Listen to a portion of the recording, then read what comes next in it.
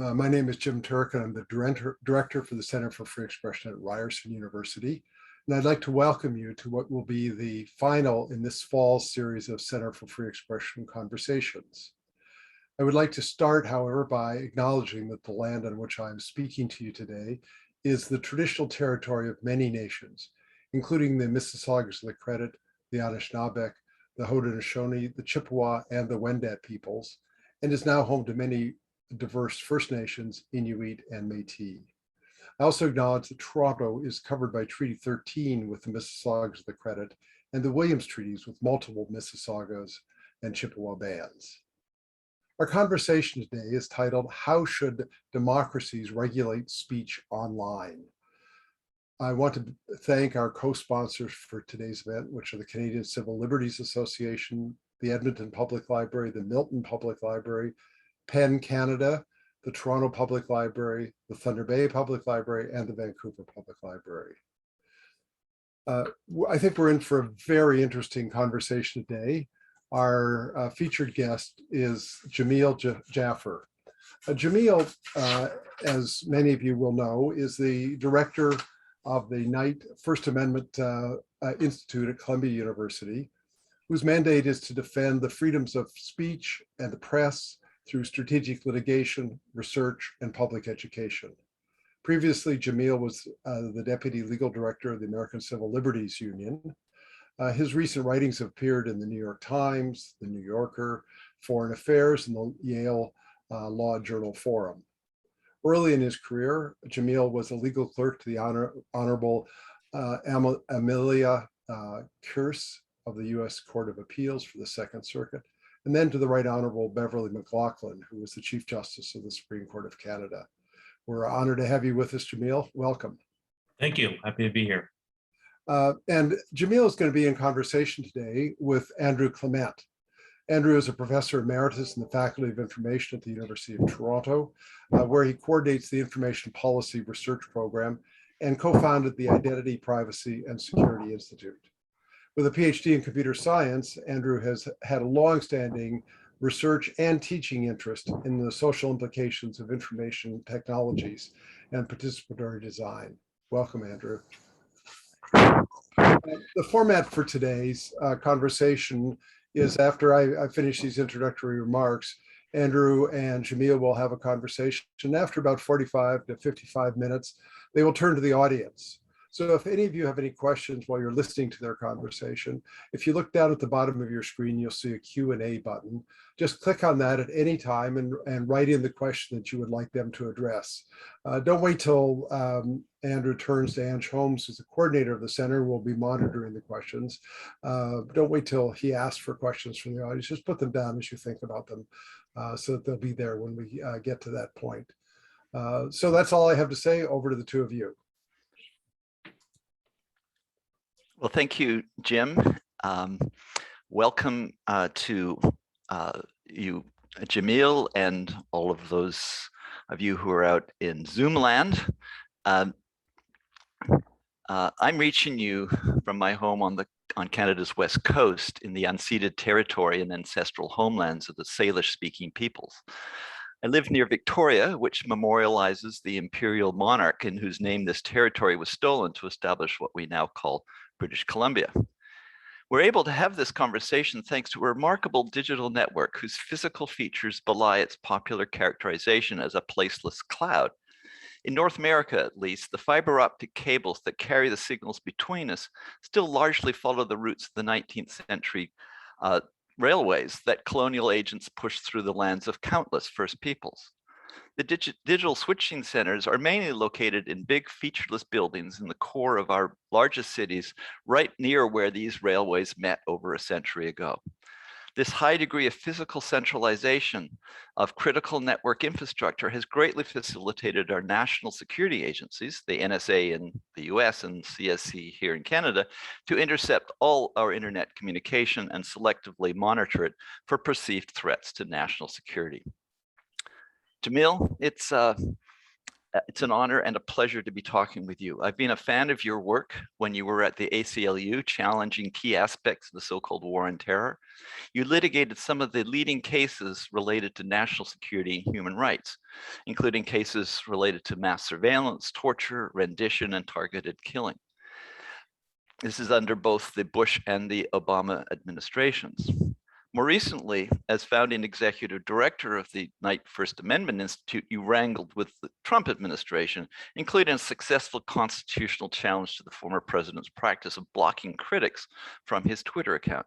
And recently, you've been challenging the social media giants. But you're no stranger to Canada. As Jim mentioned, you clerked with the former Supreme Court Chief Justice Beverly McLachlin, and much more recently, you've been a member of the Canadian Commission on Democratic Expression. Your familiarity with both Canadian and US perspectives on human rights and free expression in particular provides a good place to begin our conversation about how should democracies regulate speech online.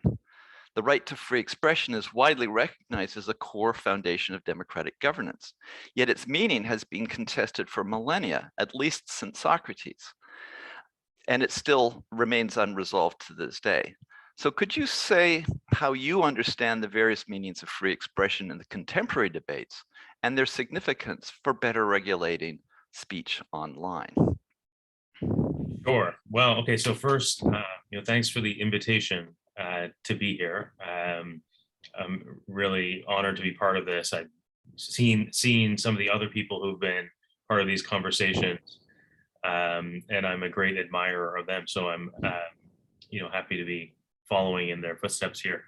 On this question of what does free speech mean, or what should it mean today?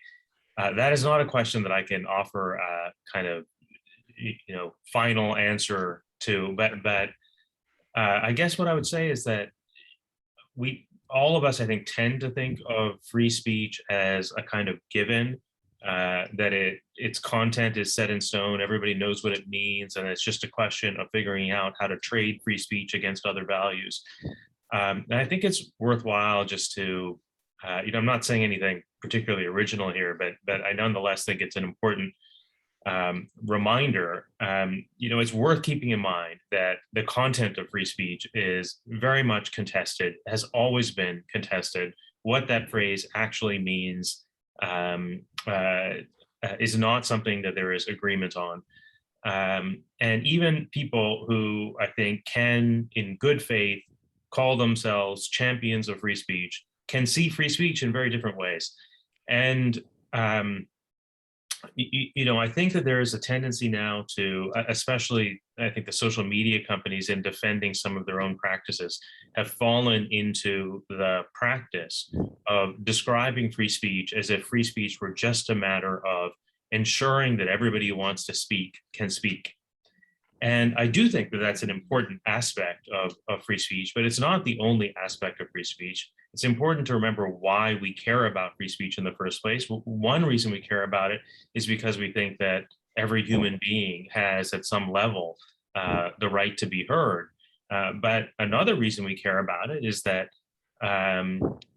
free speech is important to our shared political process. It's important to self-government. Without free speech, it's impossible to conceive of a representative government. It's also important to minorities of one kind or another who want to assert their right to participate fully in political processes.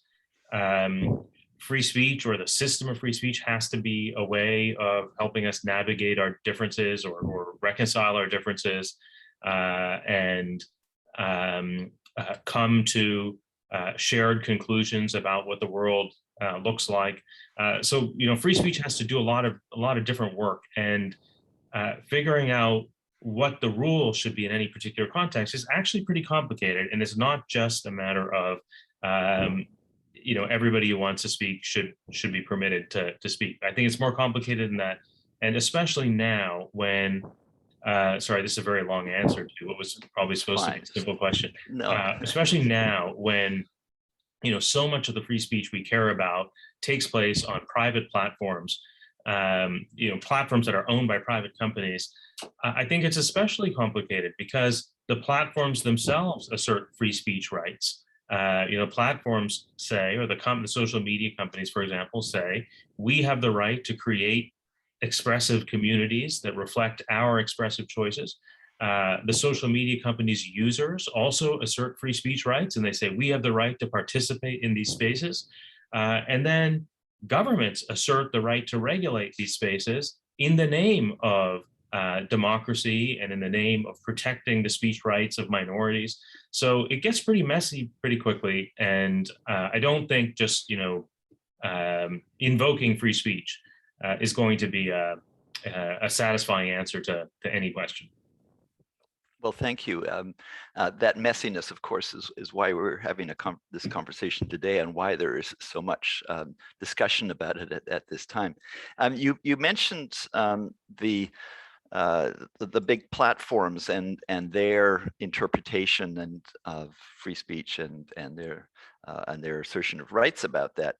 Could you say a bit more about the ways in which we should treat these enterprises like other more familiar corporate actors, like in the publishing, broadcasting, or telecommunication field, or should we treat them as something that is new and significant, and that calls for ways of dealing with these platforms that we don't have a lot of precedents and we need to think creatively about? I think that the platforms are, let me focus on social media platforms in particular. The social media platforms are similar to, say, newspapers in some ways, but also different from newspapers in some ways. And I think both the similarities and the differences should matter. They're similar insofar as they make judgments about what speech is of value to their users or to the public. Social media companies do that mainly through content moderation practices or through community standards, where they set limits on what can be said on their platforms and what can't be said, and at a level of generality that resembles decisions that editors of other kinds make when they, for example, decide what goes into a newspaper or what goes into a book. Here in the United States, the courts have protected editorial judgment very expressly in a line of cases under the First Amendment to the Constitution. But I think it's true in every constitutional democracy that editorial judgment is protected to some extent from government intervention. And I think that the companies, the social media companies, are right to say that there are similarities between what they do here and what newspapers have done in other contexts. And that we should be worried about government intervention in social media platforms' content moderation decisions for the same reasons that we sometimes worry about government intervention in the editorial decisions of newspapers. Now, that said, I think that social media companies are also very different from newspapers in ways that should matter. The differences, it can make a long list, but some of them are that social media companies are largely conduits for other people's speech rather than their own. Newspapers are very intimately involved in deciding what goes into their pages. They take responsibility for what goes into their pages to some extent ethically and to some extent legally. They're required to take responsibility for what goes into their pages. Social media companies, and here I'm talking, mainly of the United States, although I think that the same can be said in other countries as well, including Canada. But in the United States, there's a legal framework that doesn't require the social media companies to take responsibility for the content on their platforms in the same way that newspapers are required to take responsibility for the content in their pages. And then finally, I just point to differences in scale. Social media companies publish hundreds of millions of posts every day, and even the biggest newspapers only publish, I think the New York Times publishes 150 stories or so every day. So the difference in scale is huge.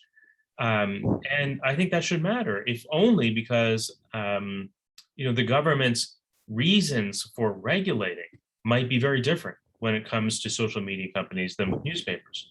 There may be justifications for government regulation with respect to social media companies that wouldn't fly with respect to newspapers. So all of that is just to say that I think that there are similarities and there are differences, and both the similarities and the differences should matter. Okay. You've also mentioned governments, at least briefly. Could you say more about what you see as their role in this? And I'm thinking here specifically of their conducting mass surveillance of digital communications. You've litigated some really important cases in this area. Do you think this has a chilling effect on what people can say online, given that we now know that all of our communications is subject to that? Yeah, well, I mean, as you mentioned, I have litigated a number of cases involving national security surveillance, in particular, both pre and post Snowden, and those cases were litigated both as privacy cases and as free speech cases. Privacy cases for the obvious reason that surveillance involves an intrusion into private communicative spaces that should, at least presumptively, be closed to government intrusion. And free speech cases because we were concerned about the chilling effect that you mentioned. I think that in order to exercise expressive rights and associational rights, people need a degree of privacy that is sort of implicit in when we say that somebody has the freedom to speak. We are we're sort of proceeding on the assumption that the person first has the freedom to think and the freedom to exchange ideas privately. That is all kind of a predicate for expressive freedom. But we challenged warrantless government surveillance in part on the grounds that it intruded into privacy that was necessary to expressive and associational freedom. It's very difficult to know to what extent that kind of surveillance does in fact chill expressive and associational freedom. But I think that I think it's just a matter of common sense at some level that everybody recognizes that when there's somebody looking over your shoulder, you are often less willing to take risks of one kind or another, including intellectual risks. You're less willing to ask questions, or at least you think twice before asking certain kinds of questions. And I think that the chilling effect is probably felt most significantly in communities that are already marginalized for one reason or another. People who already feel vulnerable or exposed to private or public reprisals, may think especially hard before asking controversial questions online, before investigating controversial issues online, if they think or if they know that all of their searches, for example, or all of their online associations are being tracked. So it's hard to measure it, but it seems like a safe assumption that to one extent or another, this kind of surveillance does have a chilling effect on people's willingness to exercise those freedoms. I mean, and a lot of that, well, maybe almost entirely, that mass surveillance capability of your government and ours depends on relations with the platforms, in the case of the PRISM program, of accessing communication directly, or through the telecom companies through interception and upstream interception. Do you think that connection between, or say mutual dependence of big platforms and government has an effect on our ability to regulate these platforms? Do you see a reluctance on the part of governments in because of this sort of mutual dependence? Of course, it's a much more complicated picture than I'm painting there, but that seems to be certainly true of telecoms. In the United States, the telecoms have been especially implicated in government surveillance have been very willing to go along with government requests and demands for subscriber information, or even demands for access to their networks, and have very rarely defended the privacy rights of their customers and subscribers.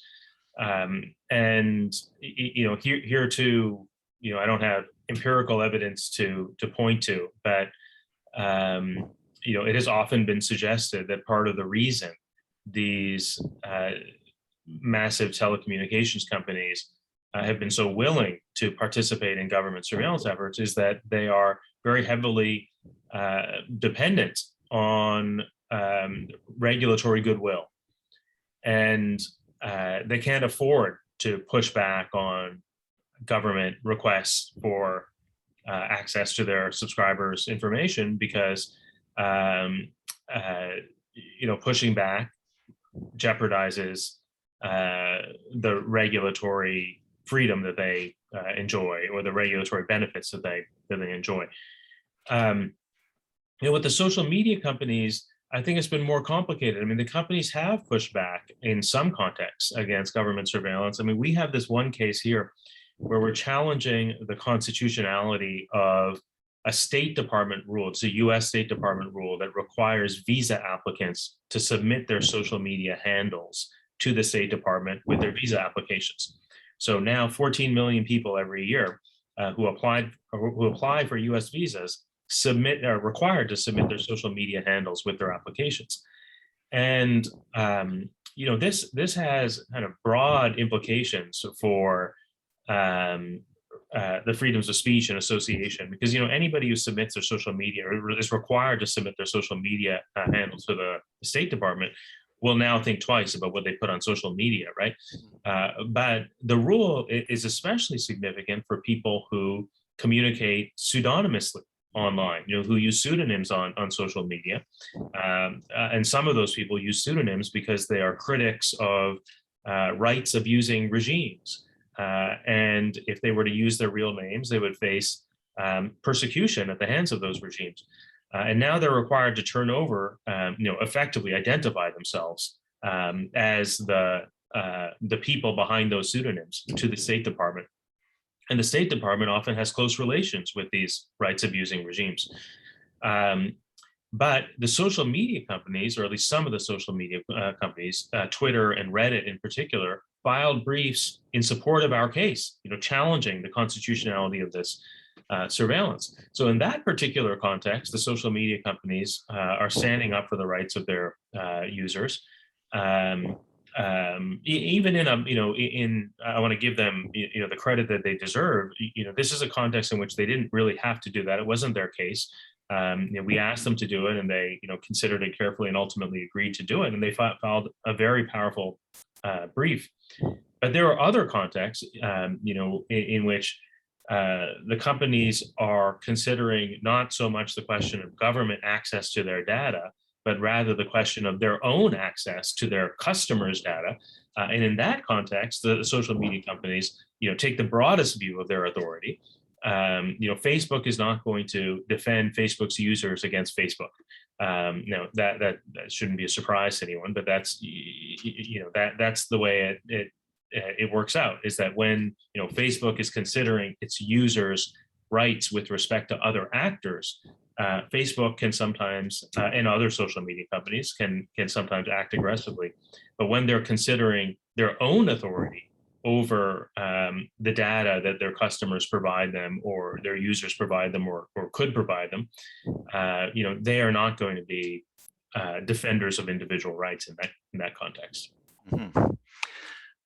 I'd also like to think about this from an international perspective of being outside of the United States, where most of these companies are based, and consider the sort of possibilities for action, for regulation that, say, in our case, Canada might have. Can they actually, or can our governments actually have any leverage with these platforms in terms of protecting whether it's speech or privacy and so on.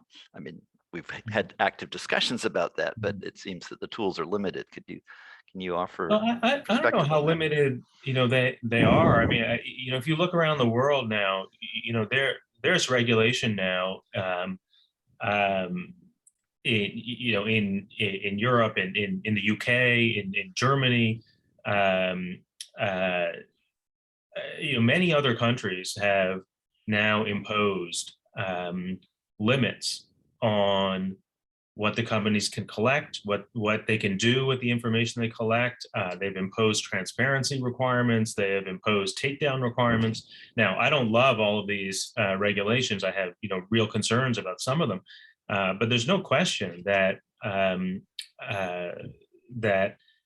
all these countries have managed to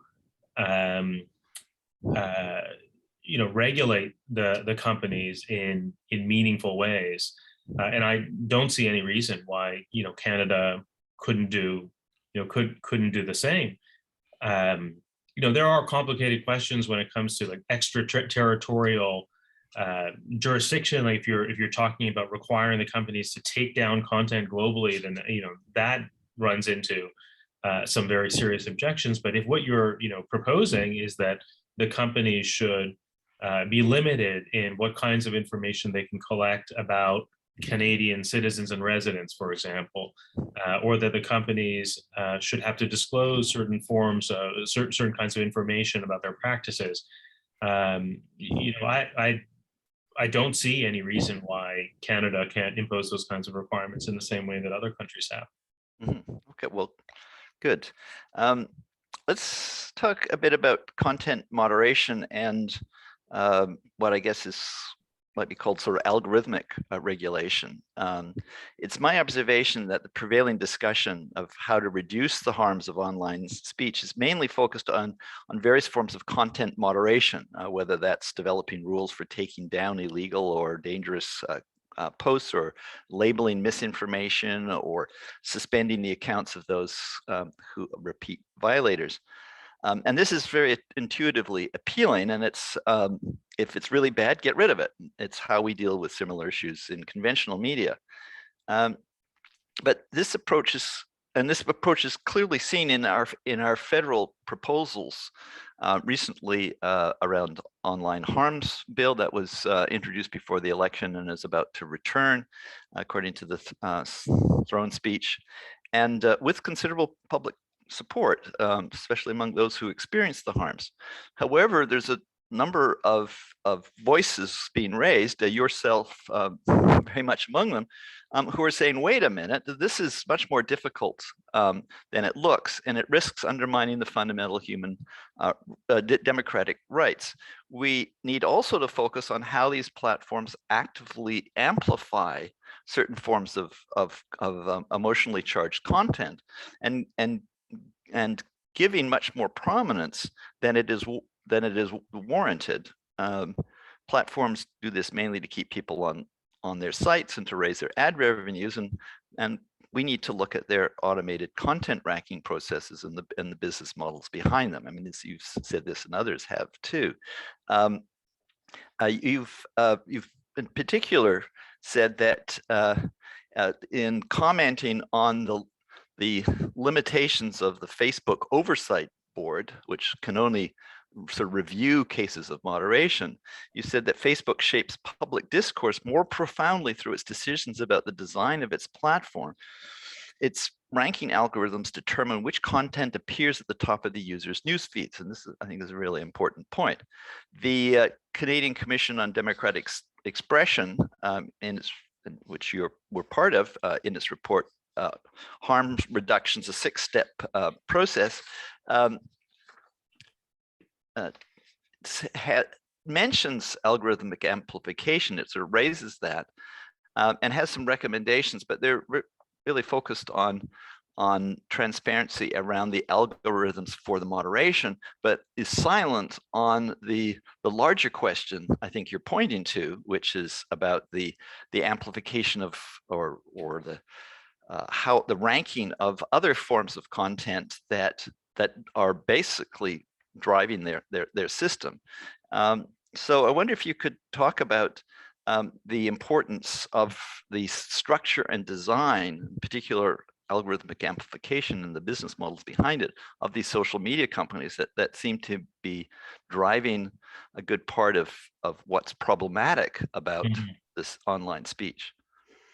Yeah, I mean, I think that there has been a ton of focus on takedowns on these kind of spectacular cases involving, Trump's account, for example, or Alex Jones, or these handful of cases that generate news stories, and ultimately the companies wring their hands and come up with a decision, yes or no. It's either on or off, and people either celebrate or criticize those decisions. It seems to me that those kinds of decisions are much less important in the grand scheme of things than the much less visible decisions that the platforms make every day through their platform design. And I use design in the broadest sense, meaning, including what their interface looks like, what kinds of things users are allowed to do. So can you share? Can you retweet?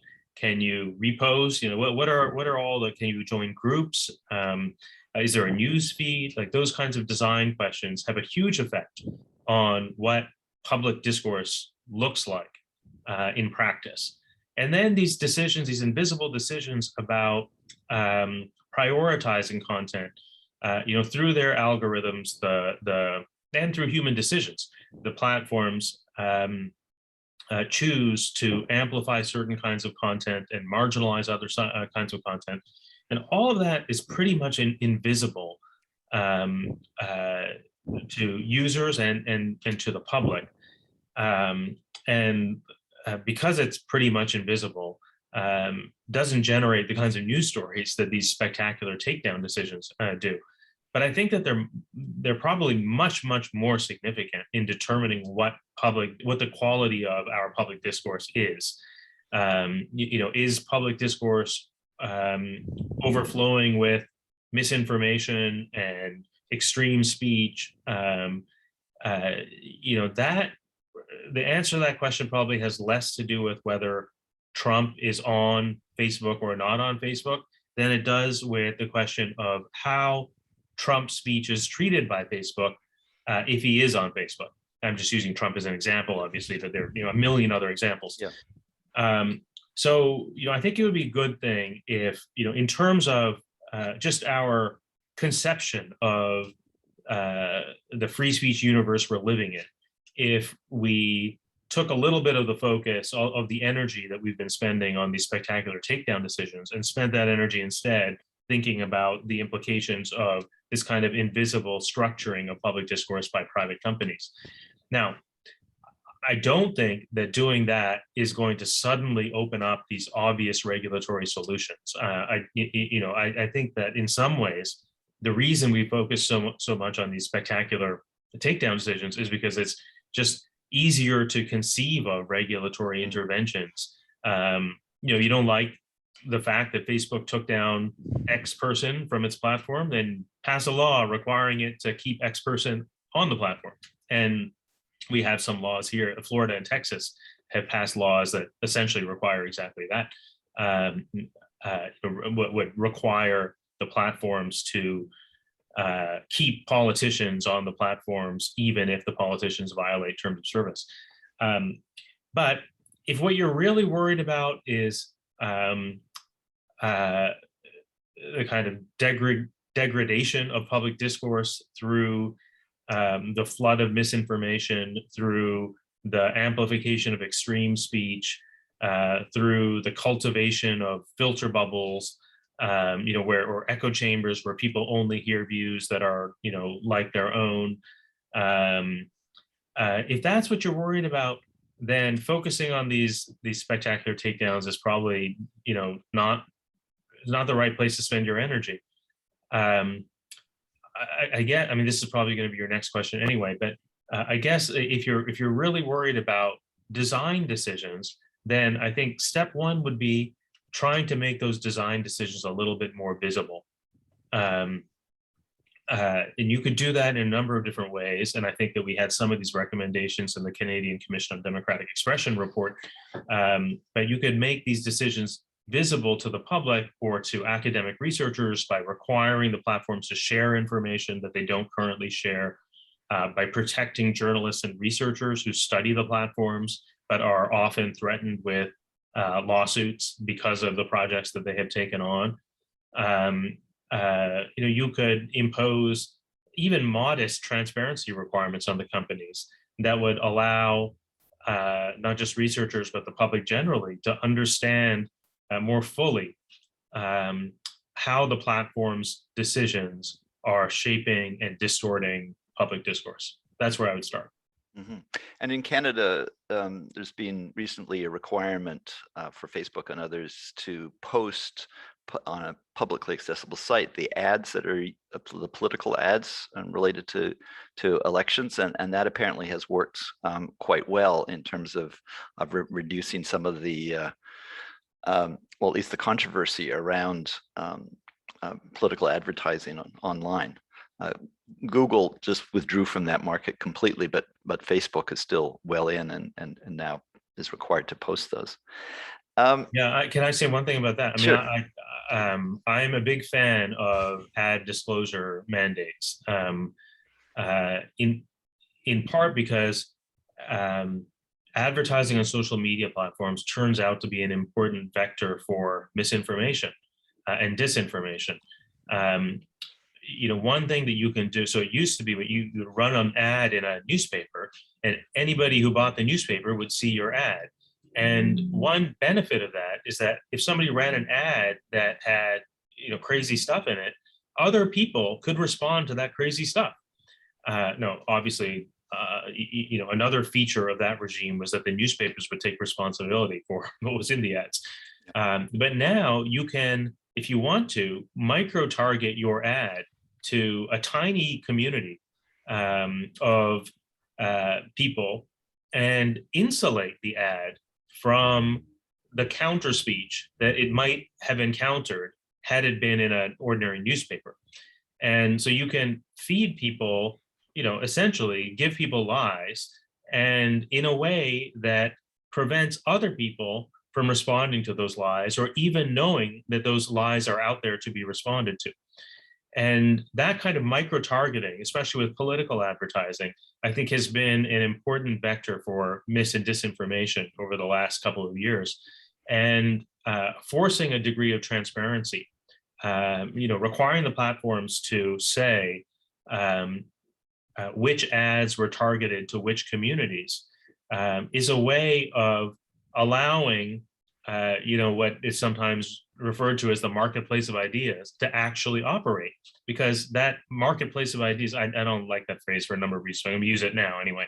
The marketplace of ideas can only operate if the ideas are can be encountered by other people and then responded to by other people. But right now, because of the lack of visibility around all of this, that that's not the way it works. Mm-hmm. I'd like to go back to a thing that we were discussing a short time ago about the connection between regulating platforms for speech issues and versus data protection. And I'm concerned that the growing attempts to rein in the excesses of big tech taken an excessively sort of narrow, piecemeal, sort of sectoral approaches. For instance, there will be sets of regulations and regulators specifically focused on speech, another on data protection, another supporting independent journalism, another promoting the digital economy, democracy, et cetera. Which is the way that our federal government appears to be heading. Whereas I feel that a more comprehensive approach, one that seriously analyzes the emergence of large-scale digital platforms, their business models, particularly those relying on mass surveillance, and the full range of challenges they pose, and then craft a well-integrated regulatory approach, one that unifies sectoral specific measures within a framework that addresses the full scope of the challenges posed by this novel organizational form and its surveillance-based business model. So to develop such a more comprehensive approach would be a huge undertaking and a big stretch for our existing fragmented governing institutions. But I'd like to start by looking at the intersection of speech and privacy regulation.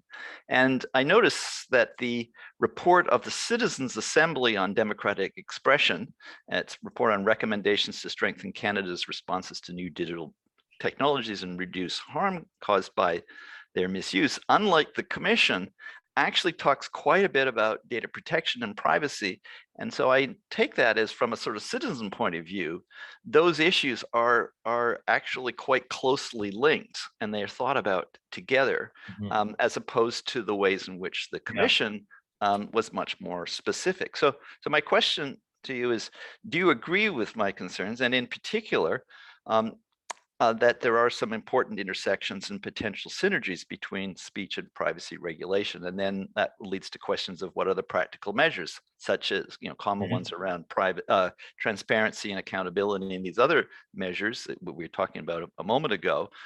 So transparency around the design and criteria, but also transparency around why they're collecting data and so on. So there could be a suite of these that then actually grapples with the business models rather than the particular sort of areas of concern.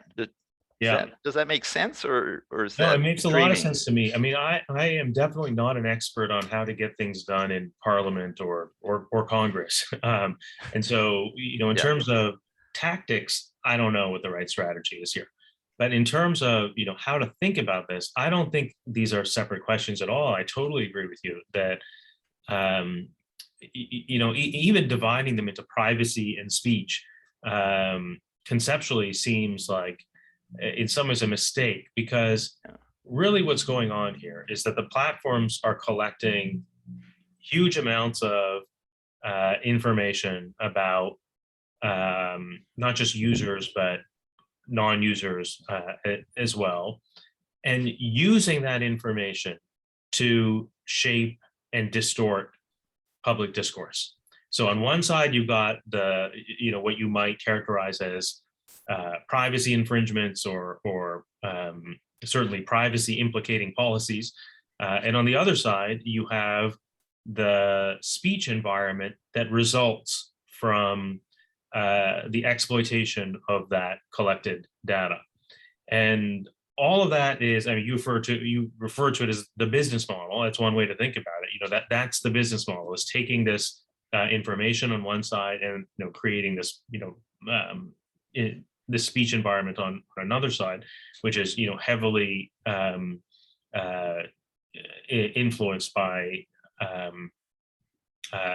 not just heavily influenced, but is determined by the platform's commercial interests. That is all kind of one thing. Even to call it two sides of the coin is to separate it in a way that seems a little bit artificial. So conceptually, I think these are one thing. Whether that means tactically it makes sense to tackle them as one thing, I just don't feel qualified to say.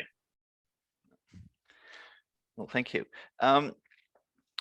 We're getting close to the end here, but at the end of your interview with my previous guest on this series, Taylor Owen, for his Big Tech podcast, you said, and I quote, ultimately, the question isn't should we limit free speech because of other things? The question is what is the best vision of free speech for our society? So my last big question to you is, if you could have your way, what is your best vision of free speech in our society, one that takes into account the range of issues that we've been talking about? Yeah, I guess this is only a partial answer to your question, but it's the best I can do. I think it would be worthwhile to step back a little bit from the framework we have now around free speech and think about why we value free speech in the first place. Like, what is it that led us to say free speech is worth protecting? And not just worth protecting, but protecting in this kind of special way. Speech gets more protection than virtually anything else. This is especially true in the United States, but I think it's true in democracies generally, that speech is regarded as special. And it's worth thinking a little bit about why give speech that special protection. And if you do step back and you think about the importance of first allowing people to express themselves, just as a kind of fundamental aspect of human dignity, the importance of collective truth seeking. We're trying to figure out what the right answer is, and there's no way to do that unless we have the right to speak freely, or to navigate differences. We disagree about things, and there's no way we're going to resolve those disagreements unless we're allowed to speak freely to one another. So these are the kinds of reasons that led us to protect speech in the first place. And if you keep those reasons in mind, you might end up thinking differently about whether a particular regulatory intervention is free speech friendly or not. I know that sounds very abstract. I'll just give you one, specific example that we're dealing with here right now. So some of the social media companies are resisting transparency mandates on the grounds that the transparency mandates would burden their editorial discretion. They say that they are like newspapers. They are editors. They shape their own expressive communities by making decisions about content moderation, community standards decisions. We decide this kind of speech can be on our platforms and this kind of speech can't. And if you require them to disclose more information about their content moderation decisions, those disclosure obligations will burden their editorial decision-making. And because it will burden their editorial decision-making, should be regarded as a violation of their free speech rights. And the truth is that, they have case law to cite in the United States. I imagine that a company that wanted to make these arguments in Canada could probably dig up some case law to support the arguments there too. But if it's true that the First Amendment, which is the amendment that protects free speech in the United States, if the First Amendment, prevents the government from imposing transparency obligations, kind of modest transparency obligations on the companies, then I guess I would ask, is the First Amendment really serving free speech in that context? Is our free speech environment really best served by a First Amendment that prevents the government from imposing modest transparency requirements on the companies? It seems to me the obvious answer is no. It can't be that free speech prevents us from making our speech environment work better for our democracy. That's just one very simple example. But there are all kinds of contexts in which it's probably especially true in the United States, in which free speech is used as a kind of hammer against legislation that might actually make our digital public sphere work better for our democracy. I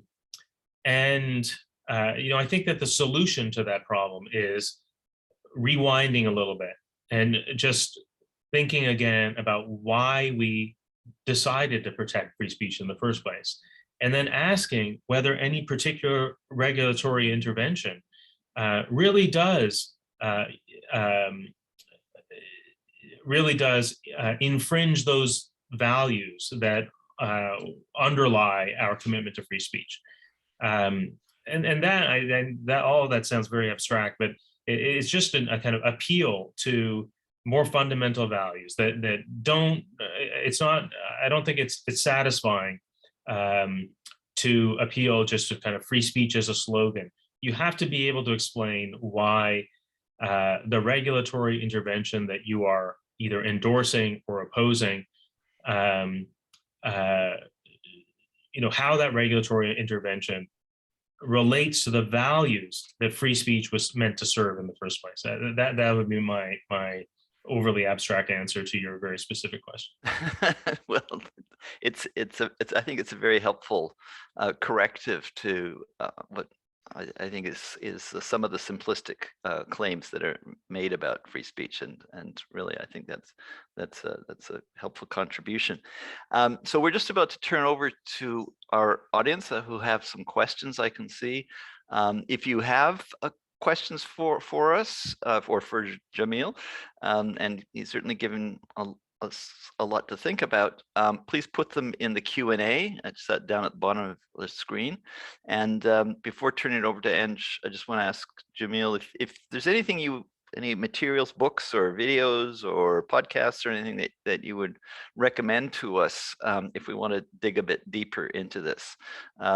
We'll post that on the event website tomorrow, and also I'll post some of the things that you've written, so you don't need to push your own things, which I'm sure you would be reluctant to do in the first place. Yeah. Yes, you wouldn't do. So I just want to. Well, let me mention one thing now, which is that my institute publishes papers by academics on issues relating to free speech in the digital age. And I think some of those essays are a great way into this set of issues. I'll mention a few in particular. There's one that we published just a couple of weeks ago by Daphne Keller, just called Amplification and Its Discontents. There has been a lot of focus on the possibility of regulating amplification. And Daphne kind of talks about the complications of that kind of regulation. That's one essay I point people to. And the other one, this is going to sound very American, but it's not actually a very American essay. Tim Wu's essay called "Is the First Amendment Obsolete?", which is really about whether our conception of free speech as it has been interpreted by the courts or filled out by the courts is obsolete. And I think that that's also, it's a great question to think about, whether the set of legal protections that the courts have come up with, and this is equally true in Canada, but the set of legal protections that the courts have come up with respect to free speech, whether that set of legal protections still has any relevance today, given that the threats we're facing now don't resemble at all, or at least many of the threats we're facing today don't resemble at all the threats that led the courts to come up with those protections 30 and 40 and 50 years ago. Well, that's interesting. I believe Tim Wu is another Canadian, and I think even went to Upper Canada College, where you studied. Is that well, right? He's another Canadian. I think he's actually from Montreal, but okay. maybe he did go to Upper Canada College. I don't know. But he's now in the White House. Special advisor on, and I guess a lot of people are hoping that his antitrust chops will be on the display, because he's certainly trying to reverse some of the very limited view in which antitrust has been taken. That's right. And that, I would say, it looks like it's the most immediately promising approach to dealing with the challenge of big tech, but will be far from sufficient. So it'll be interesting to watch him, and thanks for that reference to that paper. Andrew, I'm going to turn it over to you. I see we've got a bunch of questions, so let's hear them. Yeah, so I do want to remind the audience, the attendees, that you can use the Q&A button, as Andrew mentioned. The first question, an attendee says, to play devil's advocate, can't one say that these are free services and people accept the conditions before they become a member? Do they have any right to complain what is going on afterwards? Good question. I missed a little bit of the question. My audio went out for some reason, but Andrew, can you just repeat it? Yeah, to be devil's advocate, can't one say that, quote, these are free services and people accept the conditions before they become a member? Do they have any right to complain what is going on afterwards. Yeah, I mean, I guess I'd say two things to that. One is that the question of whether they have a right to complain is in some ways the question that we're debating, like, should they have a right to complain? Because the answer to that question is a result of a regulatory framework that we have control over collectively, we have control over. And, one of the things that I think regulators in every democracy have to decide right now is what kinds of obligations these companies should have to their users and to the public. The other thing I would say is that it's not just about the relationship between the companies and the users, because these spaces are these digital online forums are the spaces in which the speech most important to our democracies takes place. And so there's a larger societal interest in the in ensuring that those spaces actually operate in a way that serves democracy. Those are the spaces in which people, they're not the only ones, but they are important spaces in which people debate political issues. They learn about their government's policies, on social media platforms. They learn about their representatives' positions on social media platforms. Often they communicate with their elected representatives through social media accounts. And so the kind of health of that system is something that we have a larger societal interest in protecting or ensuring. And it's not just a matter of sort of contract rights between a platform and its users.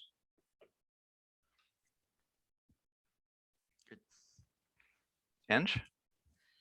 Yeah, the next question from an attendee is Shoshana Zuboff in her book, Surveillance Capitalism, describes how social media platforms and tech companies, along with advertisers, are able to manipulate behavior of users on a mass scale. Does this open up a new realm of possible regulations, as traditional media companies haven't been able to have such a direct impact on the behavior of individuals in the past?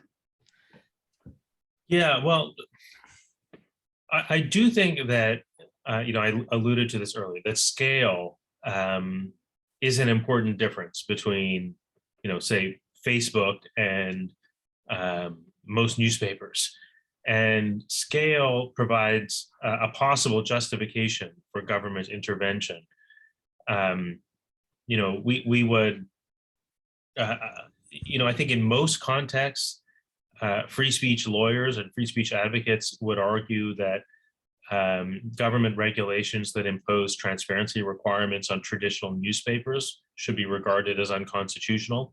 And for example, a law that required newspapers to explain why they accepted which editorials would probably be deemed unconstitutional both in the United States and Canada, on the grounds that newspaper editors have a right to make those kinds of decisions without government intervention, and even a transparency mandate would burden their editorial discretion. But I listed differences between newspapers and social media platforms earlier, and maybe those differences matter enough that imposing transparency requirements on social media platforms shouldn't be viewed in the same way. So I do think that there are justifications for intervention. That said, part of the reason we resist government intervention in the decisions of newspaper editors is that we want newspaper editors to be a check on government power. We don't want the government to enlist the media or forcibly enlist the media in government information campaigns. We don't want the government to be able to kind of rig the marketplace of ideas by regulating the editorial decisions of newspapers. And I think that we should have the same fear with respect to social media companies, that if we don't put limits on the way that the government can regulate social media companies, then governments will co-opt social media companies in the way that they've never been able to co-opt newspapers. They will impose their own editorial views on social media companies, and the social media companies' content moderation practices will begin to resemble more and more the preferences of government actors. And this may seem like a kind of far-fetched hypothetical that might be worth worrying about if we were talking about Turkey, but not Canada. I will tell you that there are these two laws in the United States now. Florida and Texas have both passed laws that effectively try to impose those states' visions of public discourse on the social media companies, requiring the social media companies to carry the accounts of people who have violated their community standards. And I think it's important that we look out both for abuse of power by the social media companies, but also for abuse of power by governments that want to kind of piggyback on the power that the social media companies have. Great. Okay, we got more questions. Yeah, the next question, Carolyn asks, if you could dream up a test case that would push the law to act creatively in regard to what you see as the virtues of free speech and our need to protect it, what would that case involve? Well, I'll tell you what kinds of regulations, like if it were up to me, what kinds of regulations we'd be focusing our energies on. So I've mentioned transparency a number of times, but I have a few things in mind there. One is requiring the platforms to disclose more information to researchers who study issues like disinformation and discrimination online. Another piece of that would be ad transparency, requiring the platforms to disclose which ads ran on their platforms and which communities were targeted with those ads. Another piece of that would involve protecting journalists and researchers who study the platforms. So right now, journalists and researchers who study the platforms using digital tools often run up against the platform's terms of service. So Facebook, for example, prohibits users from collecting information from Facebook by automated means, scraping Facebook. And there are good reasons why Facebook generally prohibits people from scraping Facebook. But one consequence of that general rule is that journalists and researchers who want to study Facebook can't do it unless Facebook expressly allows them to do it. And that puts Facebook in the enviable position of being able to decide who gets to study Facebook. And one solution to that problem would be legislation that protects journalists and researchers who study the social media platforms and are engaged in journalistic or research projects that serve the public interest. So that's a kind of transparency bundle of reforms. Other areas that I think might be worth spending energy on, one is privacy, limiting what the platforms can collect and how they can use what they collect. As we were talking about earlier, I see privacy as deeply entwined with the free speech questions here. The speech environment we live in is shaped by the platform's policies with respect to the collection and use of information. And I think that by limiting what they can collect and limiting how they can use it, you can have a very significant effect on what public discourse looks like. And then maybe the last one I'll mention is interoperability. So one of the issues that we were talking briefly about antitrust. Antitrust is a response to the power that the platforms have in the marketplace, but the platforms also have power in the marketplace of ideas. They have this, very significant power to influence and shape and distort public debate. And we have, very, very little insight into the decisions they're making that have that effect on public debate. But one way you could reduce the platform's power is to allow third parties to build on top of the platform's infrastructure. The reason Facebook is as powerful as it is, and this is true of the other platforms as well, is network effects, right? People want to join platforms that other people are already members of, because it's no good being a member of a social media platform that includes only you, right? Social media means, you want to be able to communicate with other people. You want to be part of the same network as other people. But Facebook owns the network. Very difficult for anybody else to break into that. One way you could allow other people to start competing with Facebook would be to allow them to build on top of the same network.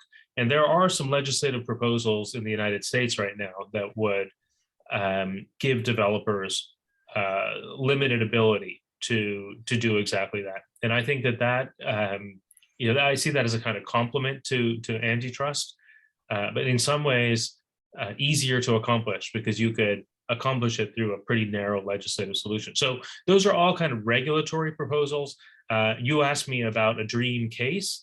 The cases that I think of as most important right now involve First Amendment challenges to those regulatory proposals, because I see the companies essentially co-opting the First Amendment, co-opting free speech as a means of challenging regulation that, in my view, would actually serve free speech. The companies are, invoking free speech as a justification for invalidating transparency legislation and invalidating interoperability legislation and invalidating privacy legislation. And I think that is a distortion of free speech. I think that version of free speech doesn't serve the values that free speech was meant to serve. And the important cases right now, and I'm sorry, this is probably, again, more true in the United States than it is in Canada, but the important cases right now, at least down here, are cases in which, we essentially need to reclaim the First Amendment from the social media companies. Yeah, just on that point about interoperability, as you'll know, the European new privacy regulations, the GDPR, do have measures in there that require portability or interoperability, and the Canadian proposals that are similar are somewhat weaker in that respect, but they do aim to make it easier for people to move their data to other possible platforms. They don't go quite as far as would be needed in order to actually for other companies or organizations to build on top of the existing platform, but there's definitely moves in that direction. Ange, next question, please. Yeah, for the next question, Ivor says, our two countries both constitutionally protect the freedom of the press under the heading or alongside free expression. Scholars and courts seem to disagree as to whether there is any effective difference, even of nuance, between those two concepts. What do you think? And if there is any difference, are social media platforms covered or affected by the idea of the press? Yeah, great question. It is, so in the United States, the Supreme Court has basically refused to give the press any rights that ordinary citizens don't have. And what that means is that the press freedom clause in the First Amendment is essentially empty. And, that has a lot of implications. One of them is, from the perspective of an ordinary citizen, it sounds like a great thing. You have the same rights that any journalist does, and if you want to, seek information from the government or publish information that the government doesn't want you to publish, you have every much, you have the same rights as any reporter does to do those things. And in an age in which it's very difficult to draw a line between ordinary citizens and reporters, because there are all sorts of citizen journalists of one kind or another, and even those of us who never conceive of ourselves as journalists occasionally see something in the world that we think others need to hear about, and we'll record it with our cameras and then post it on social media. So in a world in which it's actually very difficult to say who's a journalist and who isn't, maybe it's a good thing that the Supreme Court here hasn't tried to draw that distinction.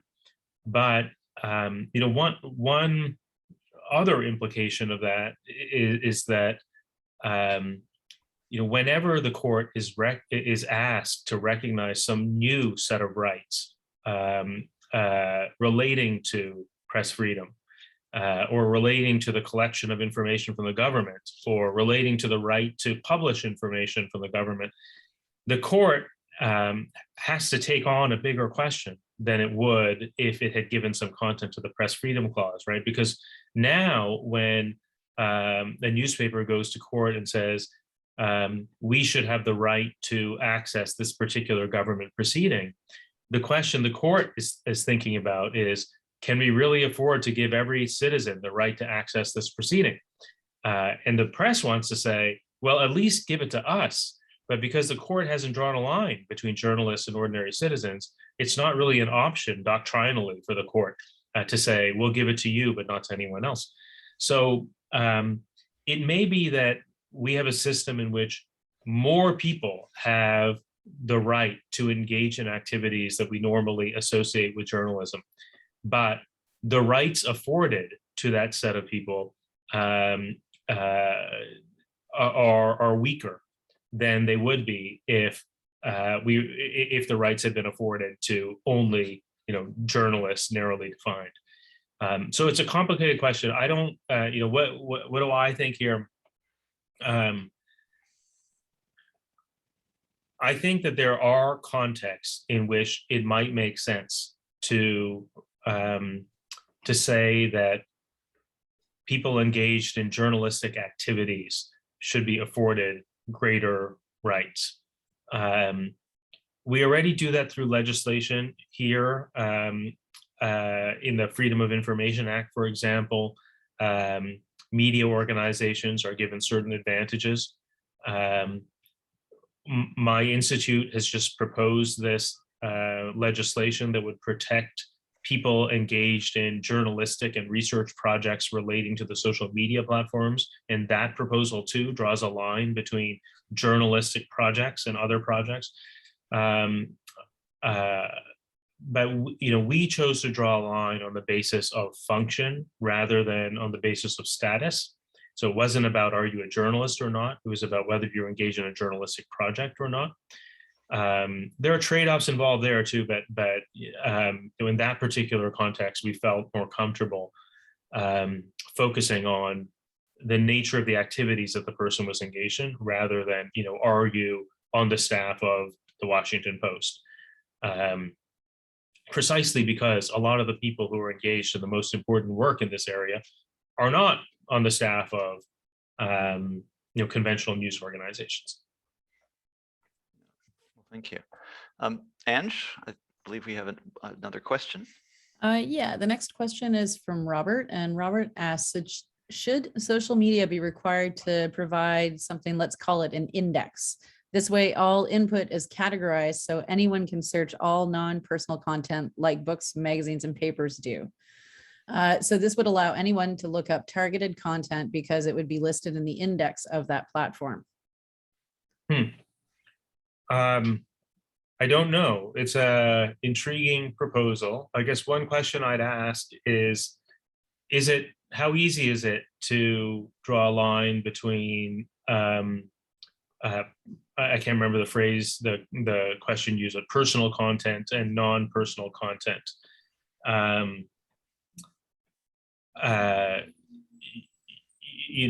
If you're,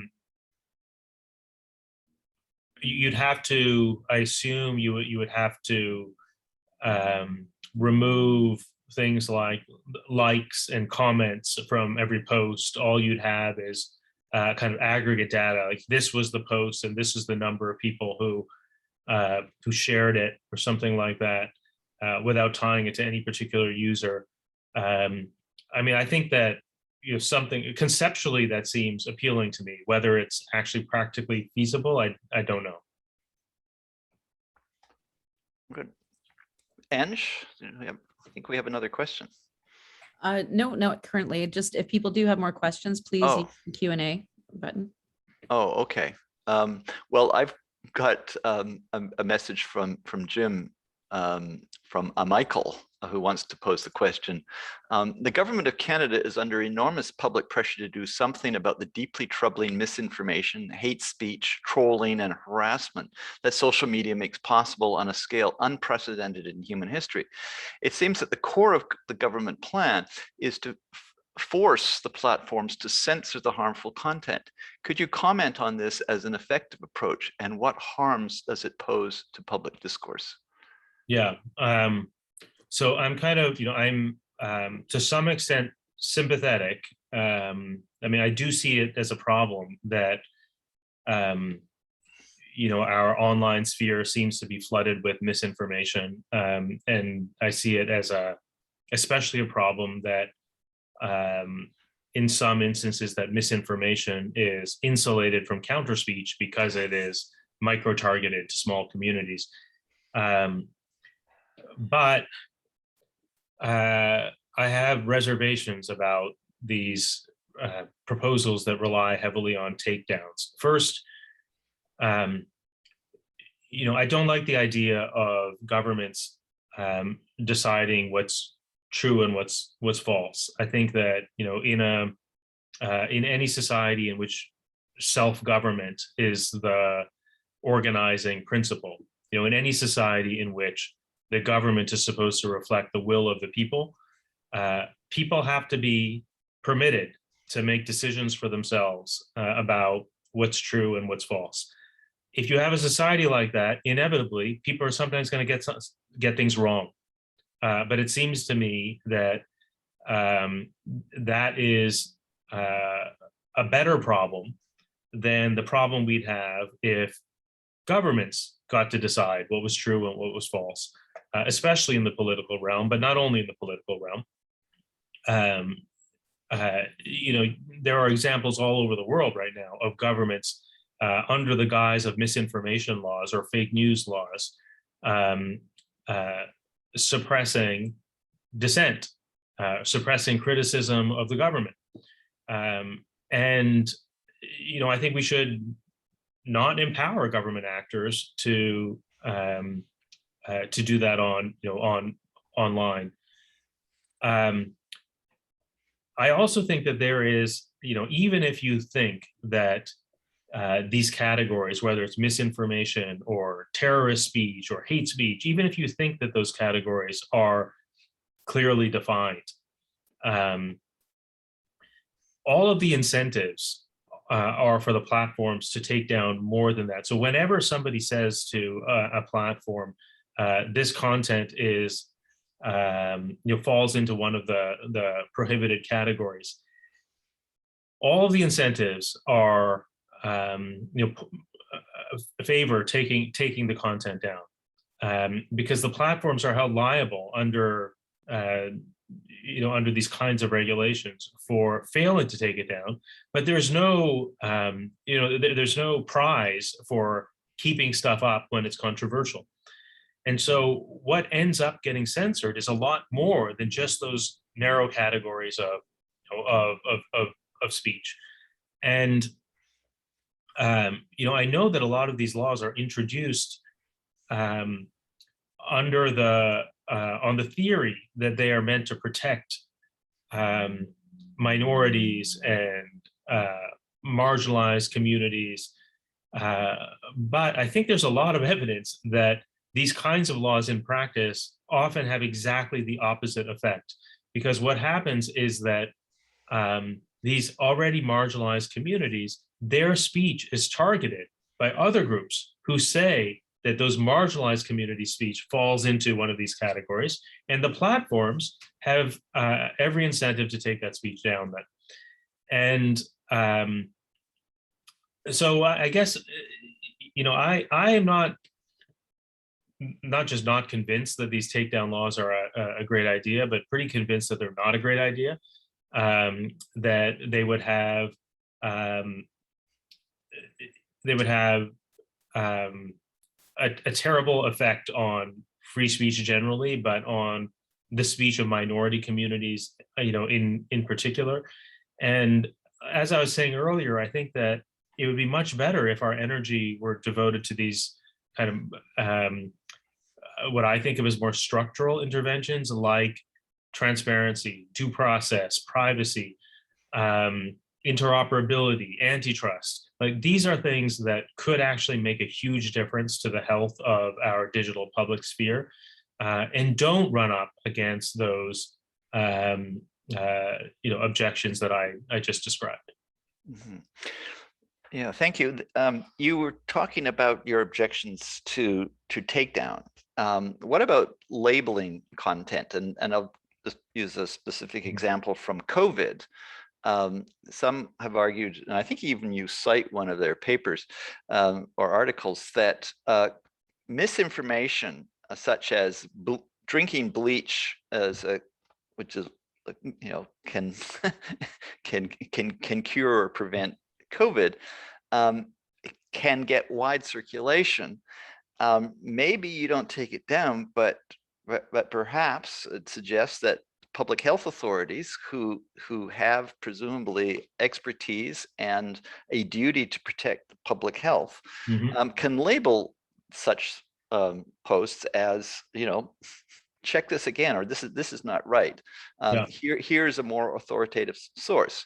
So that gets into a sort of a gray area, but I think a lot of people would like to see that. That's a great thing. I think that's a great thing. I am a big fan of the platforms themselves labeling posts rather than taking them down.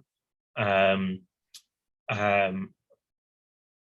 also think that, in practice, being taken down, having your speech taken down, turns out to be, a ticket to publicity for a lot of these speakers. And, a lot of these speakers, the moment their speech is taken down, they're taken up as a kind of cause by others on the platforms. I think labeling is a lighter touch. It is more transparent to everybody. It is a good way of kind of balancing the speech rights of users with the platform's own interests in maintaining the integrity of their expressive communities. And it makes sense to me that the platforms would also give, or maybe even be required to give, space to public health authorities to add comments to posts that public health authorities believe constitute misinformation. Yeah, thank you. I believe we have time for one more quick question. Ange? Yeah, the next question is from Maria. Maria asks, Canada has a lesser judicial tradition of protecting public discourse through a robust commitment to freedom of expression. Do you feel that makes it more difficult for us to deal with the challenges posed by the platform's control of so much of the domain for public discourse? No, I actually think that the First Amendment in the United States, as it has been understood in very recent years, has given the platforms a tool to challenge even free speech friendly and sensible regulation. So I think that, here in the United States, we're kind of tied up in knots because of the First Amendment. The fact that Canada doesn't have that same framework actually gives Canada a little bit more freedom than Congress has down here. Now, I think that a lot of the regulatory proposals that have been advanced so far should be rejected as bad ideas. Like, even before you get to, is this constitutional or not? I think it's a bad idea to require the platforms to take down content without a judicial determination that the content is actually illegal. There may be narrow exceptions to that, but I think it's a bad idea to require platforms to take down, for example, hate speech or terrorist speech. Those are two very broad categories, not, in my view, well defined. Requiring them to take down that kind of speech is going to result in censorship of a lot more than hate speech and terrorist speech. I think it's a bad idea even before you get to constitutionality. And I think that the hardest questions here, both in the United States and in Canada, are not actually questions about constitutionality. They're questions about what is a sensible way of regulating these platforms. Sensible in the sense that we want to reconnect the public digital sphere with democratic values. What is the set of regulatory interventions that make sense? And I think that's a really hard question, even before you get to the question of which regulatory interventions are constitutional or not. Good. Well, we're out of time. We could go on quite a bit longer. I haven't mentioned Section 230 of the Communication Decency Act, which is, I think, would be a rather interesting discussion. But we've run out of time. So tomorrow, Ange will post a recording of the podcast on the podcast section of the CFE's website, as well as the YouTube channel. So tell your friends if you think it's interesting. There will also be links to the materials that we've mentioned. If you have any feedback about what you liked and didn't like, or suggestions for speakers or topics or guests, resources, please email us. The CFE's email address is on its website, of course, and mine is andrew.clement@utoronto.ca. I'd love to hear what you think about this. I hope you've found this as engaging and interesting as I have, and that you'll join me on January 12th at the same time for the next event in this Taming Big Tech series. I'll be talking with Conrad von Finkenstein, is the former Commissioner of Competition, former Chairman of the Canadian Radio, Television and Telecommunications Commission, better known as the CRTC, and a former federal court judge. So pretty interesting fellow. We'll be exploring whether to use a scalpel or a club when regulating digital media. So thanks, Jameel, thanks, Ange, and thank you all for attending. Back to you, Jim. Well, I too want to thank you, Jameel, for a very engaging and thought-provoking conversation, and Andrew, for organizing this series. And as you mentioned, this was the last event we're having this fall. The next one, it will be on January 12th, as Andrew said, with Conrad von Finkenstein. There'll be several more in this series on Taming Big Tech. We'd encourage you to go to our website, which is cfe.ryerson.ca, to see the upcoming events, as well as we have videos of all our past events that may be of interest to you. And if you do have suggestions for other events you would like us to organize, please do, as Andrew suggested, send them to our email, which is on our website. So thank you very much to all, and thanks to the audience for joining us today. Bye-bye. Bye-bye. Thank you.